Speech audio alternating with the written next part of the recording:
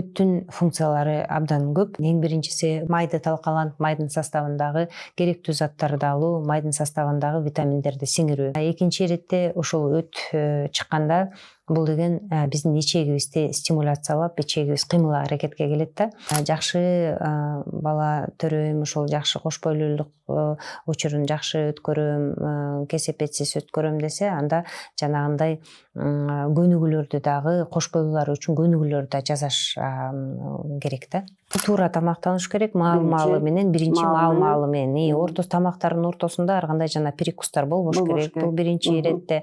Экинчи иретте туура майлар болуш керек да. Туура эмес, туура эместе сапаттуу майлар болуш керек. Сапаттуу майларга мисалы өсүмдүк майлары кирет. Биздин жанагы бирок бутылкада саткан өсүмдүк майлы ал сапаттуу эмес да. Мисалы оливковый май, олив майы же болбосо авокадо деп койсом, кыргыздар авокадо деле жебейт, кымбатыраак. Андан тышкары мисалы өзүнүн эле жана сары май. Анан экинчиси бул кыймыл аракет.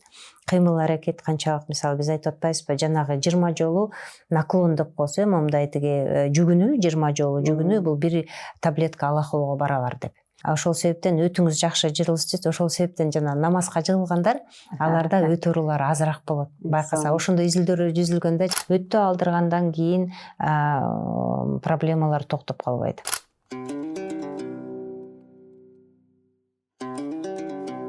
Саламатсызбы, урматтуу биринчи байлык ден соолук подкастынын көрүүчүсү, угуучусу. Азыркы темабыз холецистит же өт баштыгынын сезгениши. Холецистит деген медициналык терминди эми көпчүлүгү билет, көпчүлүгүнө маалим, баары тең эчтеке болбойт деп жүрүшү мүмкүн. Бирок бул оору өтө маанилүү. Ошол маанилүүлүгү эмнеде жөнүндө бизге Нургүл Асылбековна Токтогулова, медицина илимдеринин доктору, эксперт айтып берет. Сиз бере турган суроолорду бергенге аракет кылам. Эгерде бербей калсам, анда жазыңыз. Нургүл айым, саламатсызбы дагы бир жолу? Саламатсызбы Жапар эже, рахмат ошол чакырганыңыз үчүн. Саламатсыңарбы көрүүчүлөр? Көптөн бери күткөнбүз сиздер менен баарлашууга. Сонун. Өт баштыкчасы деген медицина тилинде холецистит деп айтабыз. Эми бирок бир туура эле да бул эл аралык бир термин. Латын тилинде. Латын тилинде. Анда биз ушул тил менен эле аракет кылайлы. Деги эле холецистит деген эмне? Эми холецистит дагы эле ушул гастроэнтерология практикасында абдан кеңири кездешкен оорулардын бирине кирет. Жанагы гастрит, холецистит, панкреатит деп, көбүнчө дуоденит деп бири-бири менен айкалышып чогуу жүргөн дагы оорулардын ичине кирет да. Өт баштыкчасынын сезгенүүсү азыр кеңири таралган, кээ бир учурларда гипердиагностикада болушу мүмкүн да. Мисалы, кандайдыр бир УЗИ убагында ошол жерде теги бир өзгөрүүлөр болсо эле холецистит деп берип коюшу мүмкүн да. Ошолдон чыныгы холецистит деген эмне экенин ошол билишибиз керек. Биринчи иретте өт бул абдан керектүү органдардын ичине кирет. Негизи эле адамдын ар бир дене мүчөсү бизге абдан керектүү. Өт баштыкчасында бул өт концентрацияланып, жанагы бул теги боордун алдында жайгашканда жабышып бооргочу. Анан кийин боордон чыккан ошол иштелип чыккан өт ошол өт баштыкчасында концентрацияланып, ал деген жанагы ашыкча суюктуктан арылып, жалаң эле жанагы өт кислотасы ошол жерге топтолуп, анан кийин биздин тамак жегенден кийин ошол биздин тамак жешибиз ага стимулятор катары өттү жыйрылтат дагы. Анан өт баштыкчасы жыйрылып, ошол өтүбүз 12 ичегиге чыгып, анан кийин биринчи иретте майларды жана эмульгацияга, майда бөлүкчөлөргө талкалайт дагы. Анан жанагы башка ферменттер аркылуу талкаланып баштайт. Өттүн функциялары абдан көп. Эң биринчиси бул жанагы биз айткандай майды талкаланып, майдын составындагы керектүү заттарды алуу, майдын составындагы витаминдерди сиңирүү. Экинчи иретте ошол өт чыкканда бул деген биздин ичегибизди стимуляциялап, ичегибиз кыймыл аракетке келет да. Эгерде өтүбүз мисалы туура эмес же аз чыкса же болбосо мисалы кандайдыр бир себептер менен таш пайда болуп полип пайда болгон себептери менен тиги өтүбүз алынып калса, анда ал өт концентрацияланбай чыгып, анан кийин ошол биздин ичеги карыныбыздын кыймыл аракети азайып, анан жанагы ич катып дегенде запор деп коет го, ошол алып келиши мүмкүн. Ошол себептен ушул өттүн функциясы абдан керектүү да. Негизи эле өт дагы мындай чыкканда ал бактериоциттик дагы функция менен эме да, бактериоциттик функция таандык өткөчү. Ал жанагы ичегиге чыкканда ичегиде анча мынча микробторду өлтүрөт, талкалайт. Биз билебиз, жанагы ашказанда биздин эң эле 2 стерилизатор бар да организмде. Сырттан кирген тамак аш канчалык таза жасасаң дагы анын ичинде микробтор болот да. Канчалык таза стерилдик мындай шарттарда жасасаңыз дагы. Ошол микробтор мисалы тамак аш менен киргенде эң биринчи иретте ашказандын зили менен жанагы H-хлор деп коебуз, ошол менен пепсин менен тиги талкаланат. Биринчи стерилизатордон өтөт да. Анан ашказандын кандай тиги шарттуу ашказандын өзүнүн эмесине, ден соолугуна жараша дегендейчи. Ошол ошончолук биз дагы эмедебиз да, тиги подзащитой деп коебуз да. Андан кийинки стерилизатор бул өт.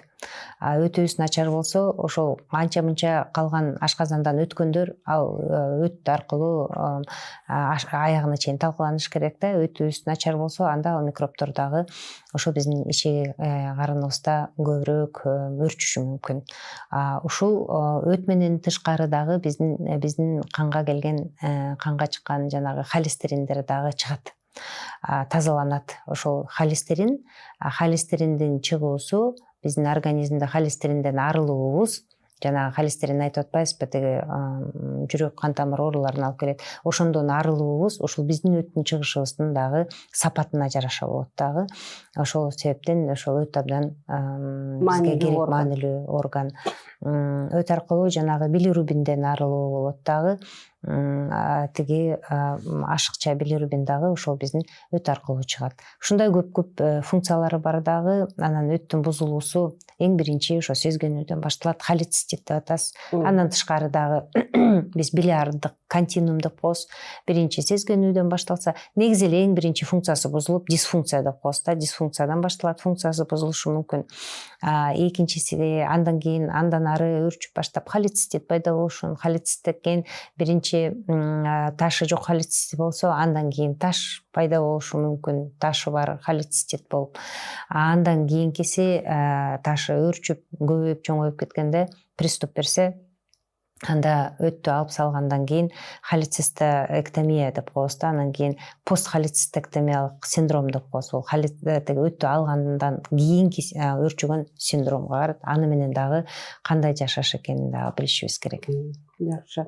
Демек, өт өтө маанилүү орган экен, дагы бир жолу тастыктап кетели. Анткени акыркы жылдары өзгөчө мына УЗИ аппараттары келгенден баштап, сиз айтканда гипердиагностика болуп, өтүң сезгенип калыптыр, холецистит бар экен, эчтеке эмес, көбүнкү эле ошондой деген сөздү сиз жокко чыгарасыз. Туура. Андан тышкары дагы бир ой пайда болбоду эле, аны оңой эле алып салат экен, алып салса деле жашай берсе болот экен дегенди. Демек, өтө маанилүү орган экен бул. Деги эле жараткан адамды ашыкча бир нерсеси жаратса керек, жараткан ушунчалык органичный кылып, ар бир нерсе бизге бирибизге денебизде эч нерсе ашыкча болбосо керек. Ооба да. Жанагы көзүбүздө суулап аткан жанагы тиги жашыбыз дагы ошол дагы абдан бизге керек. Абдан керектүү да. Көз көрбөй калат да ичинде. Жана айткандай эле, кайсыл жериң ооруса, ошол жеринде жаның дегенде чынында оорубаган адамдын ач кадырын ток билбейт деген туура экен да, чынында. Анан ушул оорунун белгилери айтат го, бир сөздөр бар, өзгөчө орус тилинде билем, да ачуулуу адам бети же кыргызчада бар сөз бети чаар болуп кеттир, зили бетине чыгып кеттир, желчное лицо деген сөздөрчү. Анан ачуулуу болот депчи. Бул оорунун белгилерин айтып кетсеңиз. Кандай белгилер? Туура айтып кеттиңиз. Негизи эле белгилери эң биринчи баягыдай эле өткөр, анан кийин тиги өнөкөт холецистит болот да. Түрлөрү. Анан өнөкөт учурунда эгерде активдешип мындай обострение болсо, анда дагы ооруп баштайт. Оору болсо түздөн түз тамак аш тиги ичкен менен байланыштуу болот. Тамак ичкенден кийин бир 20 мүнөттөн кийин дагы оору пайда болуп баштайт. Оң кабырганын алдында мындай точкасы бар, ошондой оң кабырганын алдында тиги ошол эгерде жайгашкан жери да, эгерде мисалы бооруң ооруса, бир кардар болсо мындай бир алаканы менен көрсөтсө, өтү болсо бир сөөмөй менен көрсөтөт да, ошол жерим ооруп атат депчи. Ошол жер 20 мүнөт тамак ичкенден кийин өзгөчө майлуу тамак ичсе ооруп баштайт. Бул болсо дагы жанагы көңүл айланып кусушу мүмкүн эгер өткөр маалда.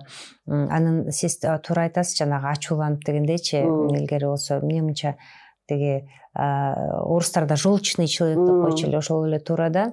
Акыркы изилдөөлөргө карасак, чын эле өтө ооругандардын арасында жанагы психологиялык оорулар, мындай невроздор, депрессиялар көбүрөөк кездешет экен да. Мисалы башка оорулардын арасында мисалы 5-8% кездешсе, булардын арасында 25-30% чейин чыгышы мүмкүн экен. Ушунчалык бир айкалышканда ошол өттүн боордун иштеши жана өттүн чыгуусунун начарлашы ошол биздин психологиялык маанайыбызга таасири да. Ошол себептен өттү туура алып жүрүш бул биздин психологиялык жактан стабилдүүлүгүбүз камгылат да. Чынында эле ден соолук бул сулуулук да. Туура. Ден соолугуң жакшы болсо, көзүң жаркырап, териң жаркырап турат дегенде. Биринчи байлык ден соолук. Дагы бир жолу. Биз подкастыбызды жакшы ат коюптурбуз, биринчи байлык ден соолук деп. Ушул жагат мага да. Сонун. Анда ушул оорунун белгилерин айтып кеттиңиз. Ал эми сиз айткандай курчтукун айттыңыз, острый холецистит.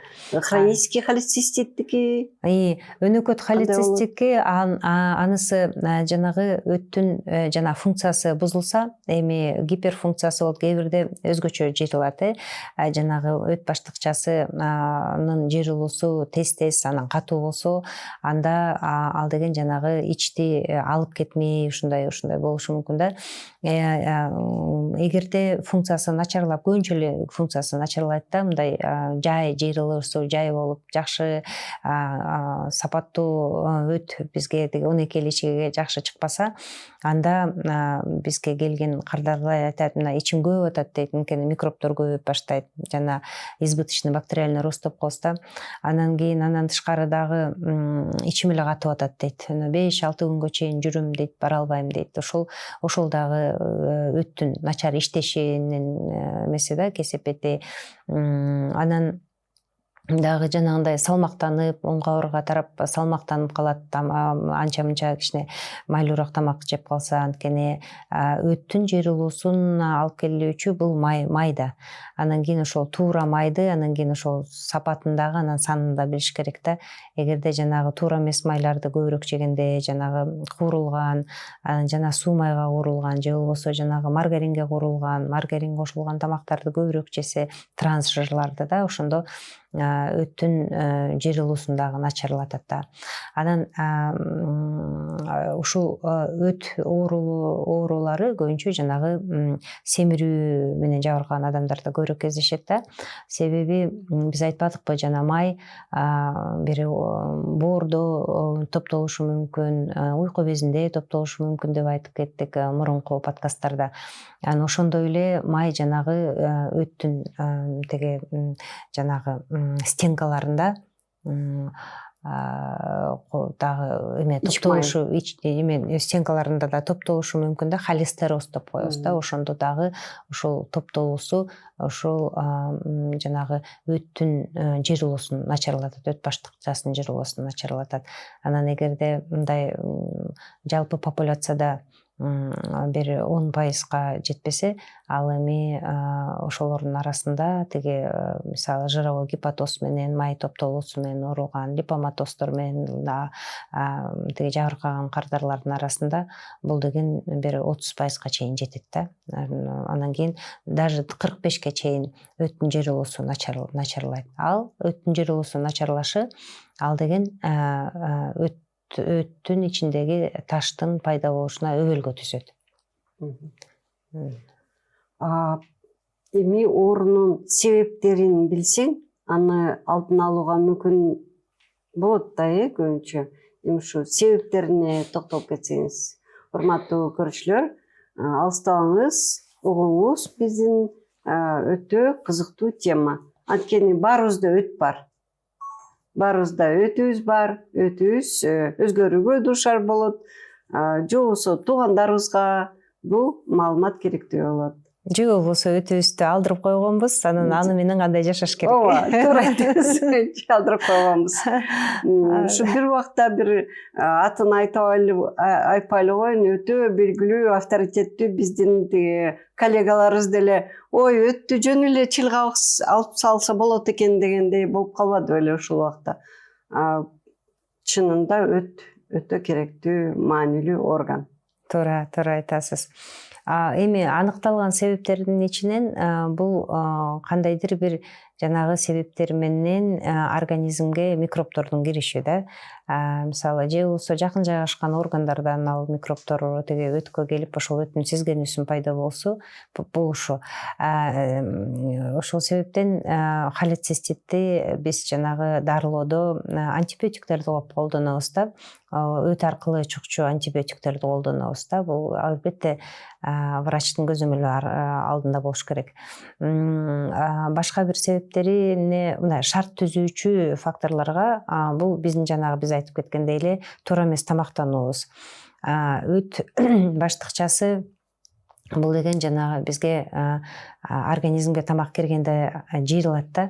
Көбүнчө жанагы майлуу составында май бар болгон тамак ашка жыйылат да.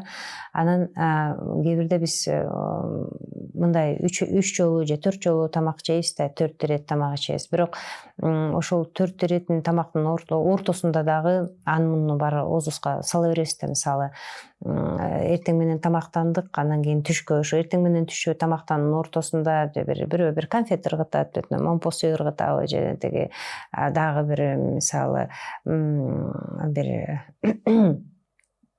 тиги чемишке чагып ийет, дагы бирдеме иш кылса, ошонун ортосунда же тамактануу, перекустар жанагы ошол өт баштыкчасы билбей калат да, кайсы маалда жыйрылам, кайсы маалда шалдайм деп ошону туура эмес эмеси функциясын бузулуп калат да. Эгерде уже функциясы бузулган болсо, ал ошондо өбөлгө түзөт. Ошол себептен бир маалда тамактануу, жанагы эртең менен тамак жедик, андан кийин түштө ошол эле тамагыңды бүткөндөн кийин, андан кийин кечинде ортосунда тамактануу болбойт да. Ошол өттө мындай профилактикасындачы өт дагы өзү эс алып, ошол маалда тамактанбаган учурда өт зили куюлганда аны деген концентрациялаганга, жанагы аны муну микробторду өлтүргөнгө, анын баарына убакыт керек. Ошол убакытты биз беришибиз керек. Баягы бир гастрит подкастында да айтпадык белек, баарын эле кечке ушинтип эле ар кандай тамактана бербей, маал менен тамактаныш керек депчи. Ошол себептен деле дүйнө жүзүндө эле белгилүү эме тиги эртең менен тамактануу, түшкү, анан кечки деп бөлүнгөн, ошондой сыңарыңдай эле ортосунда тамакты таштап коюш керек да. Жөндөн жөн эле баарын жей бербей, мисалы чипсы жешеби, кириешки жейби, же дагы бирдемени жеп ошондой туура эмес тамактанып алабыз да. Ошондойдо дагы анан кийин ошо тамактын составында жанагы эле биз айтып кеткен мурунку подкасттарда алкоголь дагы көп өткө дагы таасирин берет. Көбүнчө ал уйку безине таасир берет, бирок өткө дагы таасир бериши мүмкүн. Анан тамеки чегүү, чылым чегүү бул негизи эле өткө келген кан тамырлардын тиги эмесин бузуп, тиги стенкаларын бузуп, анан кийин ошол кан тамырлар өттүн дагы тиги канга өткө кан баруусу бузулат дагы, анан кийин өттүн калыбына келүүсү бузулат. Анан тышкары жанагы гепатоз, гепатиттерди да алдын алуу дагы ошол абдан керек да. Өтө семирүү дагы өткө дагы өзүнүн таасирин берет. Анан жанакы кош бойлуу учурда дагы, кош бойлуу учурда тиги жана өт көтөрүлүп калат да, мындай кичине ошо аялдын курсагы көтөрүлгөндө ошол өткө дагы таасирин берет дагы, мындай бир кысылып, мындай кысылгансып жакшы чыгышына дагы эме болот. Андан тышкары жанагы кош бойлуу учурунда эстроген, прогестерон деген гормондор көбүрөөк өнүп эме чыгат да баланы өстүрүш үчүн. Анан мисалы прогестерон өзү жана жыйрылуусун мындай жайлата турган гормонго кирет да, ошол себептен көбүнчө жана боюнда барлар дагы өт тарабынан дагы проблема болушу мүмкүн. Эгер мурун бар болсо, бир кандайдыр бир функционалдык же холециттер бар болсо, анда ошол дагы кош бойлуу учурунда күчөшү мүмкүн. Анан жана эстроген дегендер, ал деген өттүн составында жанакы холестериндин чыгуусун көбөйтөт дагы, анан жанагы таш пайда, холестериндик таштарды пайда болгонго да өбөлгө түзүшү мүмкүн. Анан ошол себептен деги эле мындай жакшы бала төрөйм, ошол жакшы кош бойлуулук учурун жакшы өткөрөм, кесепетсиз өткөрөм десе, анда жанагындай көнүгүүлөрдү дагы, кош бойлуулар үчүн көнүгүүлөрдү да жасаш керек да. Ошондой өбөлгө түзүүчү. Демек себептери көп экен да. Себептери көп дагы. Мисалы тишиңиз ооруса эле же кандайдыр бир жакта инфекция бар болсо деле, ал кан аркылуу дагы өткө келиши мүмкүн. Ошол инфекциялардан дагы арылуу да, мисалы убагында тишти тазалоо, стоматологко барып, убагында башка инфекцияларды тазалоо, алдын алуу, өттүн алдын алуусуна кирет. Жакшы. Акыркы кезде өзгөчө эле мода сыяктуу болуп кетти да, арыктайм дегенчи. Биринчи иретте албетте айтып коюш оңой, семирбеш керек депчи. Бирок сиз айтып кеткендей убагы менен тамак ичип, көлөм менен сиз айткандай алаканга жараша депчи. Ошол кеңешиңизди беребиз. Бирок ошол бир айтып кетким келет. Биздин коллегаларыбыз эле айтышат да, ачкачылык менен арыктатуу, көп күндүк тамак ичпөө, ошол кандайча холециститке, деги эле панкреатитке, ушул тамак сиңирүү органдарына кандайча таасир берет? Деги эле жалпы организмде. Эми жанагы ачкачылык менен дарылоодо ыкмалары бар. Алардын дагы өзүнүн бир доказательный базасы бар деп эсептейм да. Ашыкча семирүүдө жанагы мисалы гепатоз болуп кеткенде, жарабол гепатоз болуп кеткенде, уйку бести май басып кеткенде, негизи эле өзүң дагы тиги ден соолугуң начарлап, жанагы кант диабети болуп баратканда, анан өтө семиргенде, бул ыкмалар чын эле өзүнүн доказательный базасы бар. Бирок өткө келгенде бул ошондой дарылоо ыкмасын колдонуп атканда, мен доктор катары ошол өттүн чыгуусун жакшыртуучу дарыларды кошуш керек да. Себеби өттүн жанагы составын өзгөртүүчү дарыларды дайыма кошуш керек деп айтып келем. Көп ушундай аябай бачым, тез ошол жана салмагын түшүрүп келгендердин арасында өттүн өттө таш толуп кетет да. Таш болуусунун пайда болуусуна өбүлгө түзүлөт. Көп эле болду, мисалы бир 2-3 ай мурун эле мага бир кардар келди. Ал болсо бир эменин ичинде, жарым жылдын ичинде 25 кил жоготтум дейт да. Бирок ошо жарым жыл ичинде 25 кил жоготту, бирок өтүндө толтура таш болуп келди. Бул таш түзүүгө өбөлгө болуп калат да. Өт деген ансы деле биз айтпадыкпы, семиргендердин өтү жакшы жыйылбайт депчи. Анан өтү жакшы чыкпайт деп. Анан кийин эгерде тез ошол арыктап баштаса, анан кийин алса тиги андан 5 бетер күчөйт дагы, тамак жебегенде такыр жыйылбай калат дагы. Анан кийин ал жерде жанагы негизи эле густык деп коет, мындай коюланып, өт сладж болуп, өт коюланып калганда бул биринчи стадиясы. Ошо өт таштын биринчи стадиясы.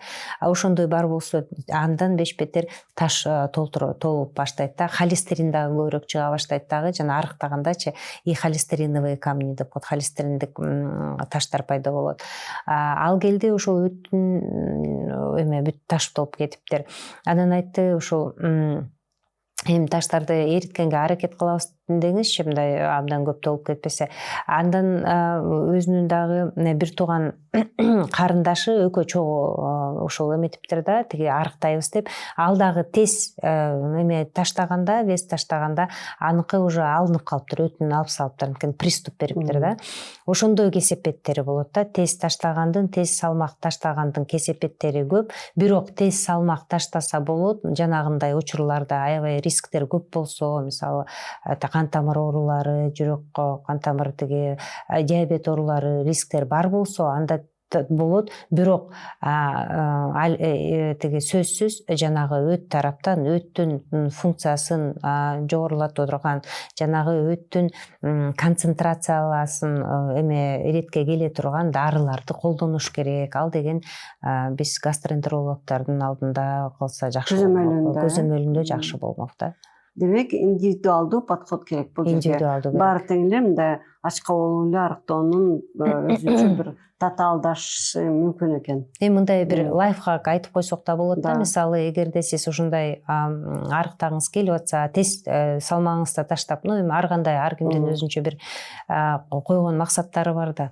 Мен салмагымды ташташ керек деген максат болсо, анда биринчи иретте жанагы УЗИге барып, УЗИден өтүңүздү текшертип, биринчи ач карын текшертесиз, андан кийин тамак ичкенден кийин текшертесиз. Ошол функциясын текшере турган УЗИ да, динамическая УЗИ деп коет. Анан ошону тиги өттүн тамак ичкенден кийин канчалык жыйылды, ошол пайызы. Эгерде 40% аз болсо, анда өтүңүз мындай башкача айтканда тиги алсызыраак, мындай ленивый деп коет да, ошондой алсызыраак болсо, жалкоорук дегендейчи. Анан кийин андай жалкоо өт болсо, анда жанагындай дарыларды кошуш керек. Авиценна клиникалар тармагы 2000-жылдан бери ден соолугуңуздарга кам көрүп келебиз. Биз бардык медициналык тармактарды алдын алуудан баштап заманбап хирургия чейин бир жерге топтодук. Бишкектин 5 филиалында сизди заманбап жабдыктар күтөт. Компьютердик томография, рентген, гастроскопия, колоноскопия, УЗИ жана ЭКГ. 100дөн ашык жогорку квалификациялуу дарыгерлер сиздин ден соолугуңузга кам көрүүгө даяр. Авиценна клиникалар тармагы ар күнү сиздин жашооңузду жакшыртууга аракет кылабыз. Биринчи байлык – ден соолук. Эми ошо өттү жакшы иштетиш үчүн, сиз айткандай жалкоо болбош үчүн дагы бир жолу кайталап бир 2-3 айтып коесузбу, кандай эмне кылыш керек деп? Бул туура тамактаныш керек, маалы менен, биринчи маалы менен. Тамактардын ортосунда ар кандай жана перекустар болбош керек. Бул биринчи иретте. Экинчи иретте өттү биз тамактанып атканда тамагыбызда эми тиги туура майлар болуш керек да. Туура эмес, туура эместе сапаттуу майлар болуш керек. Сапаттуу майларга мисалы өсүмдүк майлары кирет. Биздин жанагы бирок бутылкада саткан өсүмдүк майлы ал сапаттуу эмес.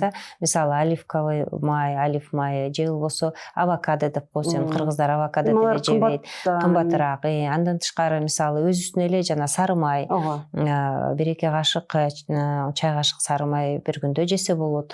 Ошол эле биздин чучук кыргыздын эле чучугу ошондон бир эки тилим кесип, мисалы жарым эт жарым май дегенде ошондойдон жесек болот. Бул сапаттуу майлардын ичине кирет.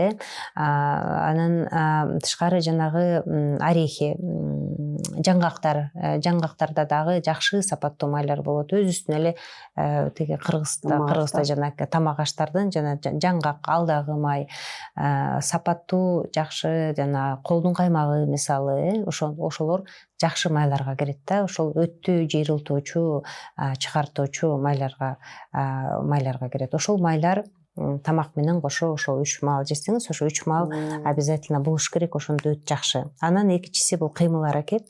Кыймыл аракет канчалык, мисалы биз айтып атпайбызбы, жанагы 20 жолу наклон деп коесу, момундай тиги жүгүнүү, 20 жолу жүгүнүү бул бир таблетка алахулго барабар деп. Ошол себептен өтүңүз жакшы жырылсын, ошол себептен жана намазга жыгылгандар, аларда өт оорулары азыраак болот. Байкаса ошондой изилдөөлөр жүзүлгөндө жана Казанда, татарларда жакшы изилдөөлөр жүргүзүлгөн, ошолордо айтты, намазга жыгылгандардын арасында өт оорулары азыраак болот экен дагы, жана таш пайда болуусу дагы, оорусу дагы азыраак экен. Ошол жүгүнүп, негизи эле физикалык активдүүлүк бул биздин өтүбүздүн чыгуусуна өбөлгө жакшы түзөт. Жок дегенде ошо жүгүнүү, спорт болбосо дагы, сиз ошону эстеп кетсеңиз, мен да эстеп кеттим. Жакында бир Япониядан келген кыргызча суудай сүйлөгөн бир кызды чакырдым эле ушу подкастка. Бул жерде шилтеме болот. Ошол минтип айтпады, ошондо эстеп атам. Колдо бардын баркы жок деген сонун лакап бар го бизде. Ал айтат, Кыргызстан дейт, бейиш дейт. Бул тамак аштын, таза тамактын бейиши дейт. Же болбосо туура айтсам, фруктылардын дейт, жашылча жемиштин бейиши дейт. Чынында эле мына өнүккөн өлкөлөрдө, ошол эле Америка, Европа өлкө, алар өнүккөн, бирок аларда көп синтетика көп, индустриясы өтө өнүккөн үчүн, бизде болсо мына сиз айткандай сары май, курут, бар да ошонун баары. Алма, дарбыз азыр сонун өзгөчө күз маалында сонун. Биз ошону билбей, анан каяктагы бир тиги фантаколаны ичебиз деп таң калам да ошого дагычы. Бул да рекламанын бизге берген таасири да. Туура айтасыз. Көп жана эгерде биз ушундай туура көрсөтүүлөрдү ошол адамдын калыптанып, аң сезими калыптанып баштаган кезинен баштап берсек, мисалы жаш балдардын аң сезими 5 жашка чейин калыптанат дейт го, анан кийинки уже мындай көп кичине кечирээк болуп калат деп айтышат да. Япондор ошол эле япондор айтат. Эгер балаңды тарбиялагың келсе, анда курсактан баштап, анан кийин 5 жашка чейин тарбиялаш керек депчи, өзүңдүн жүрүм туруму менен өзүң көрсөтүп, ошол аң сезимине киришиш керек да. Андан кийин кеч болуп калат деп, уже кеч болуп калыптыр деп япондор айтат. Анан мен ойлойм, ошол биздин кош бойлуу азыр кетип калбады, жана семья и брак дегенчи институту бизде жоюлуп кетпеди. Ошол өкүнүчтүү, ошону дагы биз ошол айта элек, жана атка минерлерге айтышыбыз керек да, ошону кайра калыбына келтиришибиз керек. Семья и брак ошол биздин кыздарыбыздын, кыз келиндерибиздин ден соолугун чындаш, бул биздин келечегибиздин ден соолугу деп эсептейм да. Ошол бул кош бойлуу кыз келиндердин ден соолугу, кыз келиндерди деги эле кош бойлуулукка даярдоо, анткени көп эле анемия менен, жөн туура эмес кандай хроникалык өнөкөт оорулар менен кирип атат ошол кош бойлуулуккачы, билбей такыр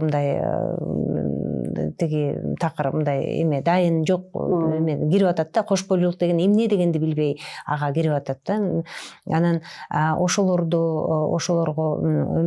көңүл бурсак, анан жана бала бакча кезинде ошол тиги эмелерди, ушундай знанияларды да, тиги билим, ушундай илимди берсек, ошол бала бакча кезинде, анан биз кийин каптебей калмакпыз да. Ошондой кола фантасиз айткандай, жанагы Японияда ошол туура калыптанууну, ушу биздин келечек болмок да. Эгерде ошол биздин келин, кыз келиндерге, анан жанагы жаш балдарга көңүл бурсак, анда биз туура коом түзмөкпүз деп ойлойм. Бул жерде мен ойлойм, мен башка подкасттарымда айтчумун да, мен өзүм гана өзүмдүн ден соолугума биринчи иретте көңүл бурушум керек деп. Андан тышкары мен азыр ойлойм, өкмөт дагы бул жерге кызыктар болуш керек. Анткени эмне үчүн мен ойлойм да, коланы ушундай жакшы көрүшөт баары тең деп. Реклама. Конокко барсаң, кола коюшат.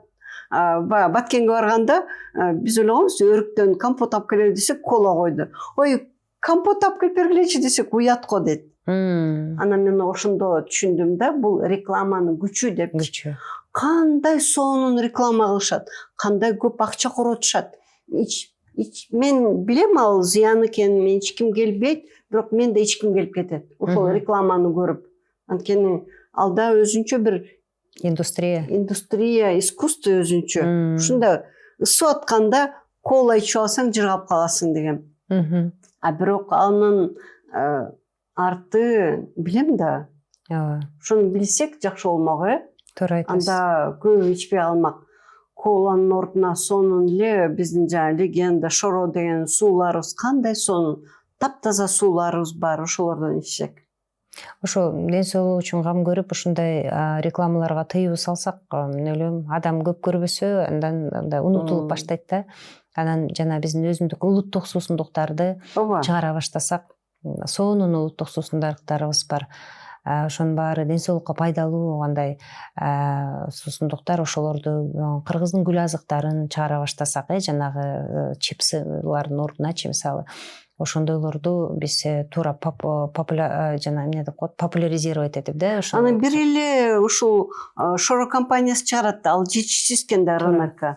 Ошон үчүн башкалар дагы ошону чыгара баштаса, биз ошону колдоп, ошону гана алсак, алар да өсүп өнүгөт эле да. Биз колдобой атпайбызбы? Өзүбүздүн ишкерлер өнүгөт болчу да. Абдан мындай акылы толук, мындай прогрессивдүү тиги ойлонгон жаштар көбөйдү. Чын эле жаштардын арасында патриот, прогрессивдүү, акылы толук, жанагындай калкты, элди ойлогон, элдин ден соолугун ойлогон, анан кийин көп мындай жакшы инновациялык идеялары бар.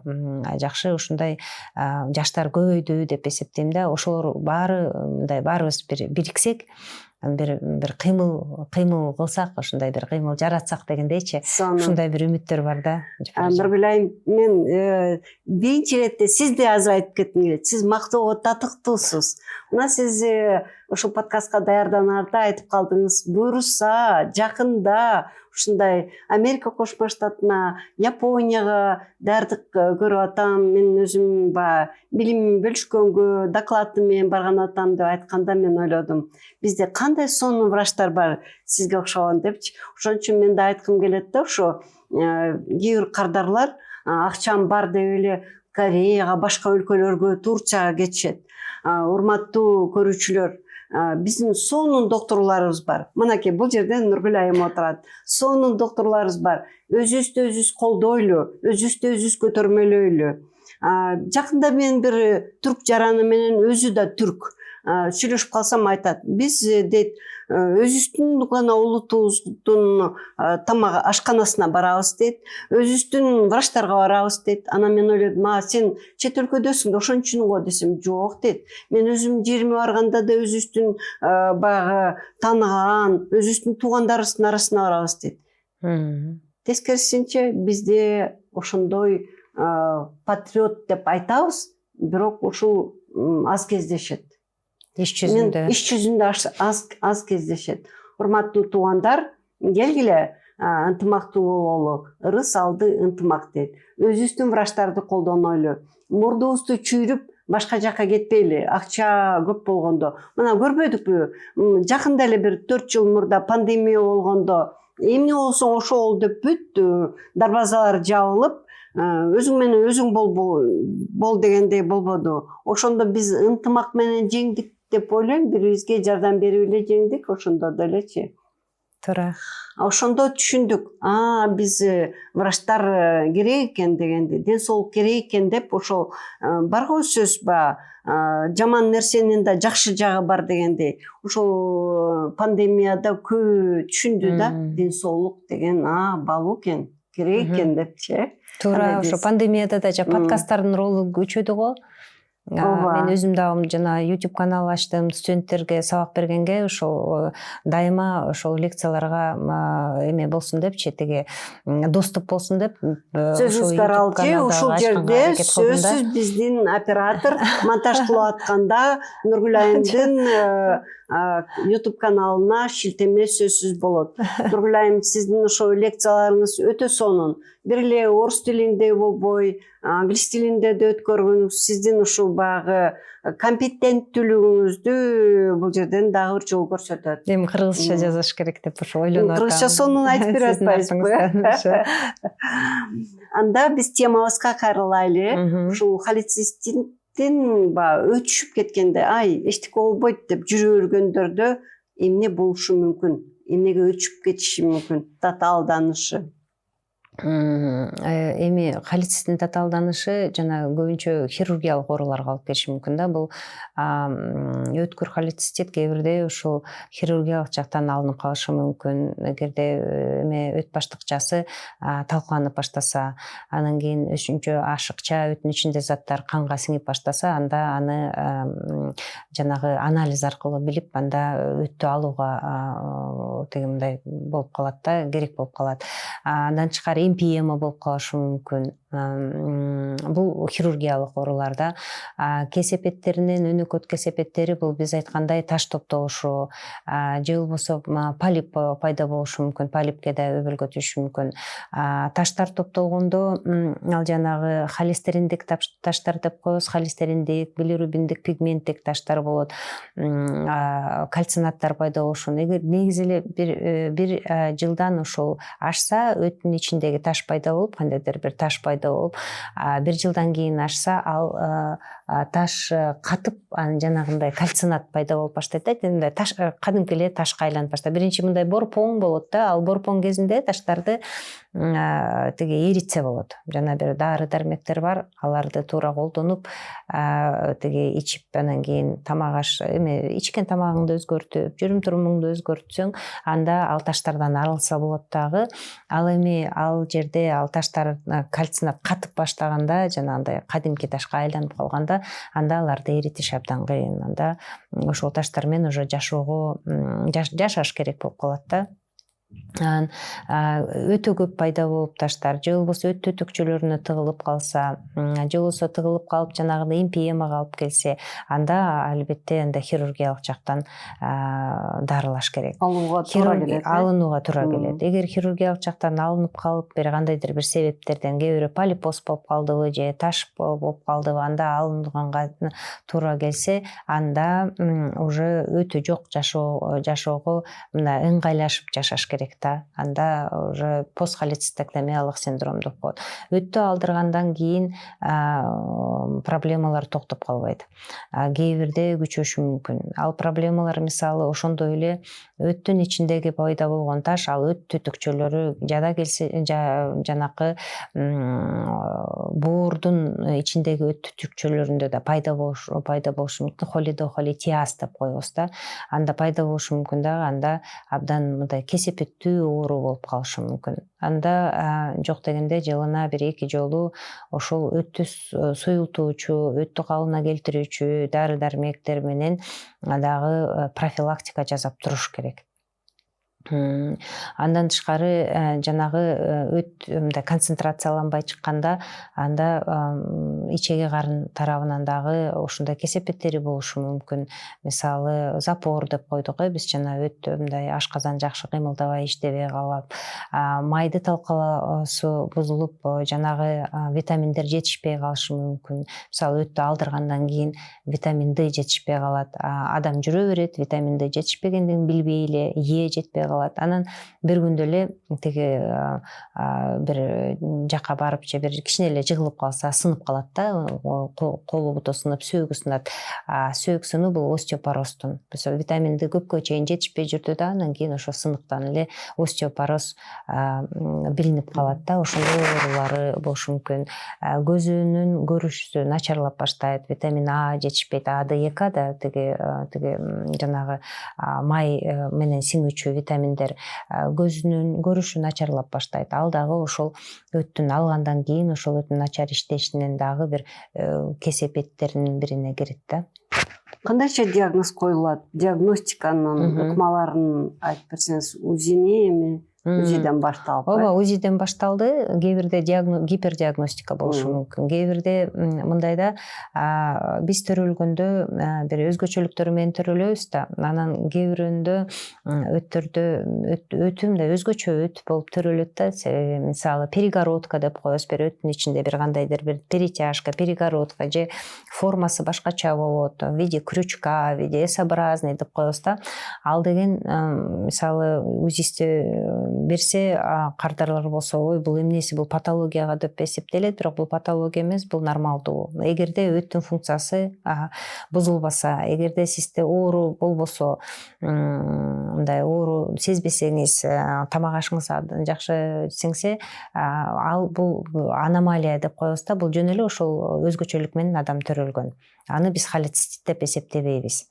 Дүйнөлүк рекомендацияларга карасак, ал ушундай бир аномалиялар кездешиши мүмкүн, 10%га жетпей, бирок ага эч кандай мындай кийлигишүү кереги жок.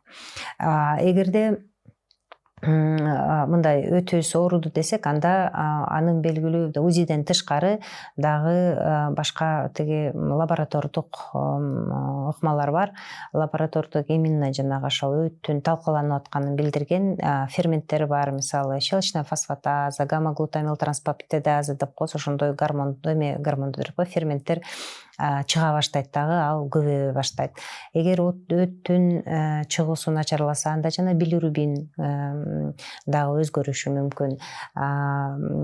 Дагы андан тышкары жана жөнөкөй эле кандын анализинде, общий анализ крови деп коебуз, ошондо дагы сезгөнүнүн дагы белгилери болушу мүмкүн да. Мунун баары албетте доктор карап, анан сизге айтып берет, сиздики кандай абалда болуп атат. Азыр мисалы антибиотиктер керекпи, кереги жокпу, же болбосо тескерисинче жанагындай чөп дарылар керекпи, же болбосо өттүн коюлуусун чыгаруусун тездете турган дарылар керекпи деген дарылар, мындай көрдүңүзбү, ар кандай ар маалда өттүн состояниясына карата ошол дары дармектерди дарылоо керек да, ыкмаларды колдонобуз. Интернет азыркы кезде аябай информациянын булагы эмеспи? Анан интернетте көп жазылып жүрөт да. Перекис водородон ичсе болот, соодан ичсе болот, дагы толгон токой эмелер. Сиз кандай ошол көз карашыңыз, врач катары эмне деп айтат элеңиз? Боорду ушинтип тазаласа болот, өттү тазаласа болот деген. Негизи эле эми биздин боорубуз, өтүбүз өзүн өзү тазалоочу орган, булардын гана бир ушул жакшы иштешине шарт түзүшүбүз керек да, жанагы биз айткандай шарттардычы. Анан жана перекись водорода деген менен мен эми практикамда жок, андай менен биз колдонбойбуз. Бир дагы бир доказательный базасы жок да. Ал эми тиги эме сода бул кесепеттүү эме да, сода ичпеш керек негизичи. Эгерде мисалы оозуңузга ачуу кычкыл келип кыжылдап, мисалы ашказаныңыздын зили көбүрөөк чыкса, эгерде аны сода менен бассаңыз, сода бул рикошеттик функция менен белгилүү да. Рикошет деген бул эмне? Мисалы, ал абдан эме да, щелочь да, ал кислотаны басып коет дагы, анан организм ойлойт, абдан кислота басылып калды деп дагы, соданын эффектиси бүткөндө ал андан да көп зил чыгарат дагы, анан жанагындай эрозиялык гастриттер, язвалар пайда болушу мүмкүн. Соданын кесепети дагы кандай да, мисалы биз айтып атпайбызбы, оозубузга ачуу кычкыл келет депчи, мисалы өтө ооруганда оозго кычкыл келиши мүмкүн. Өзгөчө эртең менен турганда мындай кычкыл сезип атам дейт да, зарына болушу мүмкүн адам. Кычкыл келет.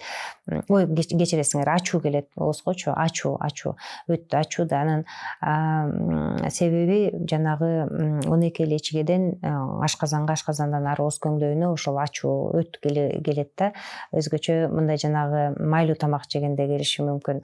Анан кийин ошол өт ашказанда кычкылда эмеси средасы.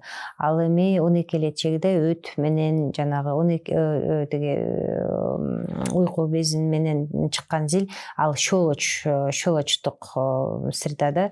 Анан ошол щелочь ашказандагы кислыйга келгенде, ачууга келгенде кычкылды. Анан кийин ашказанды талкалап, ошондой щелочной гастриттер да пайда болушу мүмкүн да.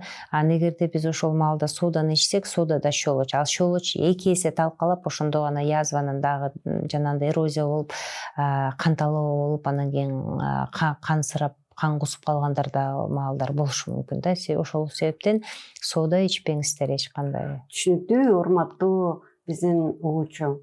Нургүл айымдын кеңештерин колдонуңуз. Өзүн дарылайм деген демек болбойт экен, баягы интернеттен да көрүп алам. Кээ бирде жазышат биздин подкастка.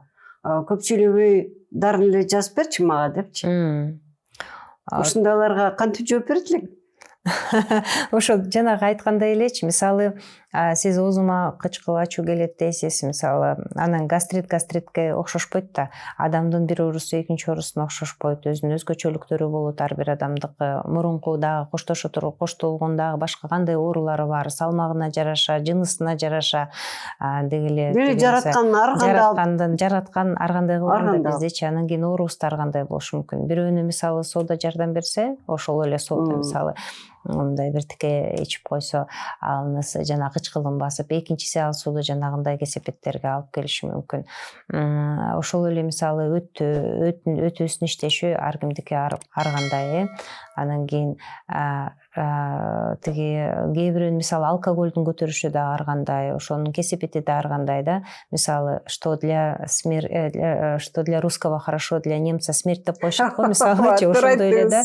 Мисалы, ошол себептен так билиш керек да, кайсы органым ооруп атат. Биринчи лаборатордук анализдер жасаш керек, анан жанагындай гастроскопия кылыш керек болуп калабы, дифференциация кылыш үчүн да, ажыратыш үчүн да.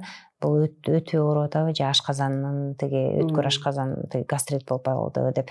Ошол себептен дагы ал ыкмалары түшүнөм, анын баары акча, түшүнөм, бирок айла жок, анда ага жеткирбегенге аракет кылыңыздар. Ден соолук андан да кымбат. Сиз азыр бир мисал келтириңиз орус тилинде. Биздин мурдакы подкасттарыбыздын биринде мындай суроо беришкен. Эмне үчүн индустар аябай ачуу жешет, кытайлыктар ачуу жейт, а биз ачуу жесек болбойт депчи. Сиз жооп бердиңиз да ошого, ар ким ар кандай депчи. Биз генетикабыз ошого көнгөн да. Бул деген азыркы маалда бир эле генетика эмес, анын көп эпигенетика деген тиги изилденип келип атпайбы? Эпигенетика бул деген жанагы биздин айлана чөйрөбүздүн, тамак ашыбыздын, кыймыл аракетибиздин бизге болгон таасири. Анан биздин ошо денебизди өзгөртүүсү да. Анан ошол азыр көбүнчө даже генетика эмес, кандайча ушул сырткы шартыбыз, сырттагы мисалы жашаган жерибиз, тиги кандай бийиктикте жашап атабыз, ал дагы бизге таасир берет да. Ошолубуз биздин гендерибизди өзгөртөт. Анан биз канча кылымдар бою кыргыздар бир башкача тамактансак, анан индустар өзүнчө тамактанды. Ошол албетте биздин генетикабызды эпигенетика аркылуу өзгөртүп келатат дагы. Биздин жанагы өбөлгө түзүүчү дагы шарттарыбыз да башкача аларга караганда. Инсанын. Да кайсыл теманы, кайсыл суроолорду бербей калдым, кандай деп ойлойсуз? Мүмкүн сиздин суроолоруңуз бардыр. Эми кайсы суроолор? Биздин жардамчылардын суроолору бардыр. Талай мырза, сизде кандай суроо бар?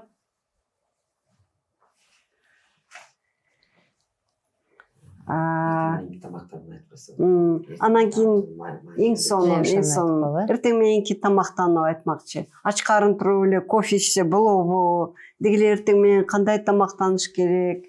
Баары шашып ач карын эле чуркап кетебиз го. Ошол кандай таасир берет? Эми негизи мындай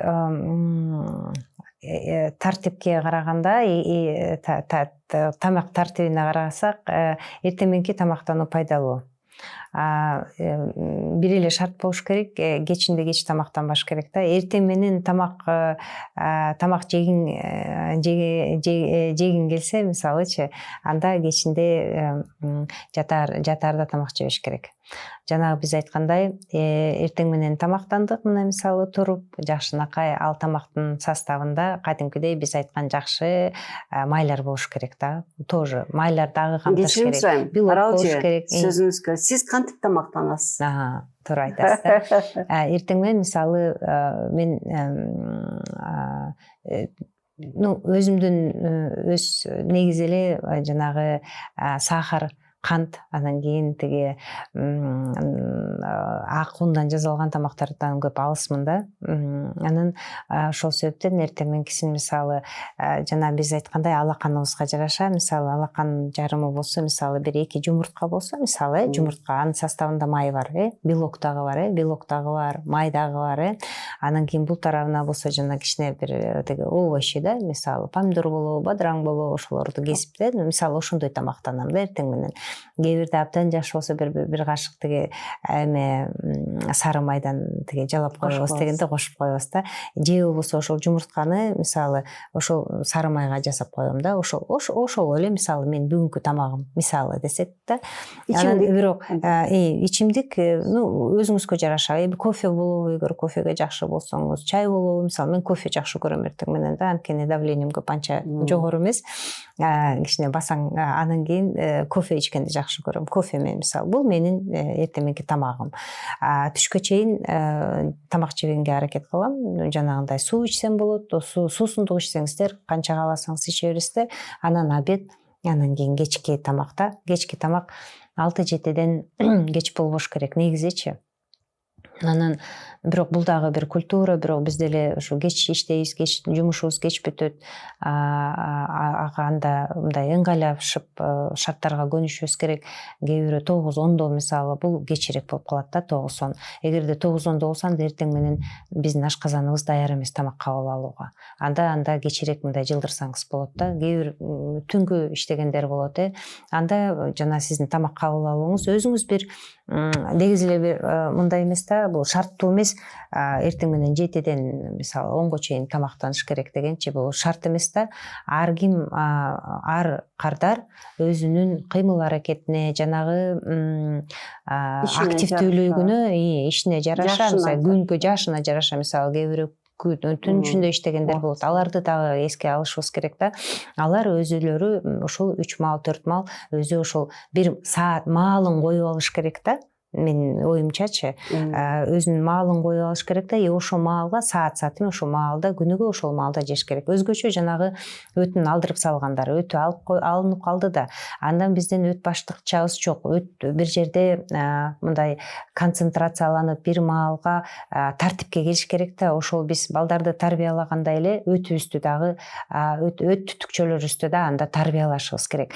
Анда алар дагы өздөрүнө бир маал коюп алышсын, ошол маалы менен тамак жеш керек да. Ошол маалда табит да пайда болот, Ооба, организмде көнүп калат да. Мына ушул маалда мен өт чыгарышым керек экен, жакшы зелень чыгарышым керек. Ушул маалда концентрация кылышым керек экен. Ошол маалда ашказан ичеги карын иштеп баштайт. Ошол маалыбызды өзүбүз, ар кимибиз өзүбүздүн аракетибизге жараша, активдүүлүгүбүзгө жараша өзүбүз тандап алышыбыз керек да ошол маалда. Эгерде спортсмен, штангист болсо ал көбүрөөк тамак жейт. Конечно, ал деген мисалы булчуң массасы көп да. Булчуң массасына жараша аларга белок көбүрөөк керек болот. Талаада иштесе, кылса. Мисалы биз айтып атабыз жана сахар, кээ бирде сахар абдан керек болуп калат да. Мисалы кант диабети болсо, сахары түшүп баратса, мындай тез ага жардам берүүчү бул сахар болуп эсептелет, деги эле ошол себептен сахарлардын ичинен жакшы сахарды тандаганга да аракет кылыш керек. Мисалы биздин жашылча тиги жемиштер, жана фруктылар, аларда жакшы сахарлар бар, абдан сиңүүчү, аларда клетчатка бар.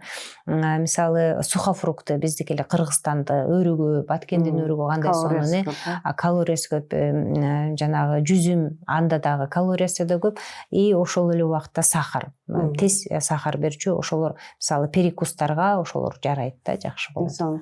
Мен азыркы күндө мынакей 65 жаштамын, 20 жылдан ашык тоого басам. трекинг менен, трекинг спорту да айтсам болот. Анан ушу тоого чыгып баратканда биз Абышкам экөөбүз жана сиз айткан конфетти жебесек да, бирок конфет албайбыз да. Көбүнчө жана сухофрукт алабыз, же болбосо үйдө чучокпу ошондон кесип алабыз. Эгерде аны жебесек чыга албай калабыз тоого. Анткени ушунчалык көп калорий кетет да, күч кетет. Анан жашылча менен деги эле мүмкүнчүлүк болбой калат. Туура. Урматтуу биздин көрүүчүлөр, угуучулар, мына Нургүл айым сонун кеңештерин айтып кетти. Ушуларды эле жасап, ушуларды эле колдонсок, анда ушул холецистит оорусунан же башка оорулардан арылууга көп мүмкүнчүлүктөр болот. Муну биз өзүбүз башкара алсак болот экен да, демек. Адам өзүн өзү ооруларды башкарып, аны келтирбөө болбоого, эгерде ошол оору болуп калса, аны күчөтпөөгө мүмкүнчүлүгү бар. Ар кимдин тандоосу бар. Биздин подкастты угуңуздар, көрүңүздөр, колдооңуз, подписка жасап, бөлүшүңүздөр. Рахмат сизге дагы чоң ийгиликтерди каалайбыз. Эң биринчи ыраазычылык.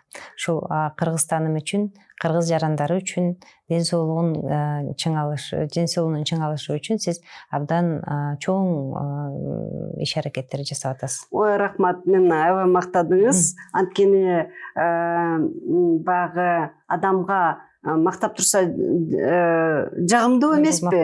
Жагымдуу эмеспи? Урматтуу көрүүчү, сизди да мактап кетким келет. Анткени сиз аягына чейин көрдүңүз. Анткени сиз өзүңүздүн ден соолугуңузга аябай кызыктарсыз. Демек, сиз анда ооруңуз азыраак болот. Сизге чоң рахмат көргөнүңүз үчүн. Жакшы калыңыздар.